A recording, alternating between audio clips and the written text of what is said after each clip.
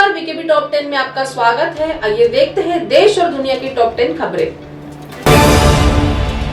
देश में अपनी अलग पहचान रखने वाले शहर वाराणसी में भयावह मंजर देखने को मिला। हर तरफ सिर्फ कोरोना का कहर नजर आ रहा है। हर घर में लोग इससे जूझते नजर आ रहे हैं। कई लोगों की सांसें इससे लड़ते लड़ते थम जा रही है। एक ही घर में दो दो तीन तीन लोगों की मौत हो रही है। वाराणसी के हरिश्चंद्र घाट का मंजर खौफनाक दिखाई दे रहा है। घाट पर सुबह से शवों की लंबी कतार लगी हुई है। दर्जनों चिता एक साथ जलाई जा रही है तो दर्जनों लाशें अपनी बारी का इंतजार कर रही है। उत्तराखंड के हरिद्वार में कुंभ मेला में शामिल हुए निरंजनी अखाड़ा के सचिव रविंद्र पुरी कोरोना संक्रमित पाए गए हैं। गौरतलब है कि उत्तराखंड के हरिद्वार में कोविड-19 संक्रमण के बढ़ते प्रसार के चलते पंचायती अखाड़ा श्री निरंजनी ने 17 अप्रैल को कुंभ मेला समापन की घोषणा की है। कर्नाटक के मुख्यमंत्री बीएस येदियुरप्पा एक बार फिर कोरोना संक्रमित पाए गए हैं। उन्हें बेंगलुरु के मणिपाल अस्पताल में भर्ती कराया गया है। उन्होंने आज ही कोविड पर एक आपात बैठक की थी। इसके बाद उनकी कोरोना रिपोर्ट पॉजिटिव आई है। शुक्रवार को ऑक्सीजन सप्लाई को लेकर प्रधानमंत्री मोदी ने राज्यों के साथ बैठक ली है। प्रधानमंत्री मोदी ने राज्यों से आपस में तालमेल बैठाने को कहा है।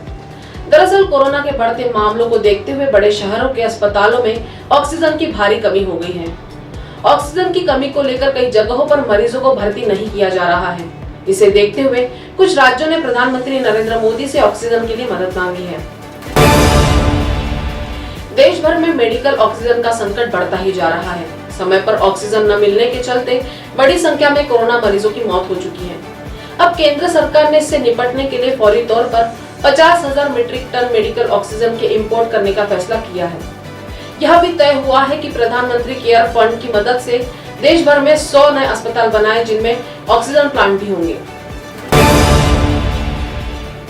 गौतम गंभीर ने एमएस धोनी की कप्तानी पर सवाल उठाए हैं। उनका कहना है कि माही को 7वें नंबर पर बल्लेबाजी करते हुए चेन्नई सुपर किंग्स टीम की कप्तानी नहीं करनी चाहिए।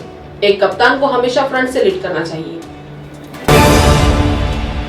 केंद्रीय गृह मंत्री अमित शाह ने आज पश्चिम बंगाल के नदिया जिले के तेहत्ता में चुनावी सभा को संबोधित करते हुए कांग्रेस पर निशाना साधते हुए राहुल गांधी को पर्यटक राजनेता बताया है।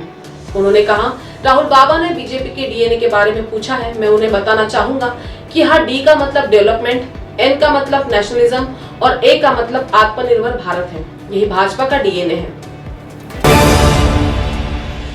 संचारबंदी के बावजूद संक्रमण के बढ़ते मामलों को लेकर एक्ट्रेस कंगना रनौत ने महाराष्ट्र सरकार पर निशाना साधा है।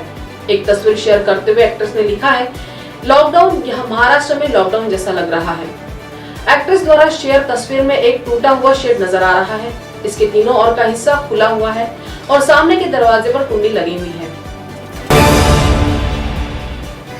कर्फ्यू के बावजूद महाराष्ट्र में कोरोना की रफ्तार पर ब्रेक लगाने की हर कोशिश नाकाम हो रही है। इसकी एक बड़ी वजह लोगों की लापरवाही भी है। महाराष्ट्र में लगे कर्फ्यू के दूसरे दिन मुंबई, पुणे और नागपुर में मुख्य सड़कों से गाड़ियां गायब है, लेकिन तीनों जगहों की सब्जी मंडियां में भीड़ रोज की तरह है। महाराष्ट्र के लिए एक खबर यह अच्छी है कि केंद्र की मंजूरी के बाद मुंबई के हाफकिन बायो फार्मास्यूटिकल इंस्टीट्यूट में अब भारत बायोटेक की एंटी कोरोना वैक्सीन कोवैक्सीन के निर्माण को मंजूरी मिल गई है। हाफकिन में वैक्सीन के 12.6 करोड़ डोज निर्माण का लक्ष्य रखा गया है। अगर यह संभव हुआ तो महाराष्ट्र में टीके की समस्या लगभग समाप्त हो जाएगी। तो टॉप 10 की खबरों के साथ आज इतना ही। आपसे फिर मुलाकात होगी। तब तक बने रहिए बीकेबी न्यूज के साथ। नमस्कार।